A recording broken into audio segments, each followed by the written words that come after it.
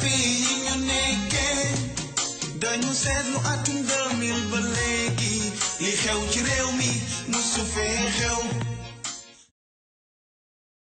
bu ñu sukkandikoo ci loi constitutionnelle numéro 2016-10 bu 5 avril 2016 jëm ci révision constitution ci article bu yees bii di article 60 bépp député bu tekki ndombal tànkam ci parti bu mu bokk day daal di ñàkk ci saasi lii di mandawam loolee tax ñuy laaj ba xam li ni mel jaadu na ci loolee kii di Alioune Wane jàpp na ni député dafa war a gore ci parteem. te góor dafa war a moom boppam moom bi góor war a moom boppam. moom Sénégal moo war a njëkk nekk dëkk boo xamante ne day jàngale ngor ak diine tey nit am na foo koy naje ngoram day naaw kon député bi fekk bu mu ngi xas a nekk assemblée dara waratu ko fa jële lu dul mandaam jeex. jaaduwul benn yoon ab député di ñàkk mandaawam gannaaw ba mu génnee ci parti bu mu bokk bu ñu sukkandikoo ci ay kàddu bu Abdoulaye Babou. ab député. même bu fekkee ni dafa présenté wu ci élection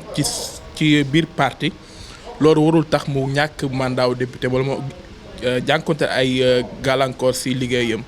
bien vrai que ci parti bi la présenté woo waaye it ab député ndaw askan wi la peuple bi la représenté donc loolu warul leen boole. Mamadou Wane moom yaakaar na ni ñàkkum mandat député gannaaw bi mu génnee ci parti bu mu bokk am na li ko waral. démissionné parti woom pour beneen parti.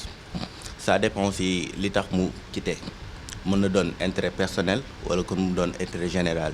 su nekkee si intérêt général maanaam na nga ko def pour benn cause parce que pour société bi la affaire yooyu noonu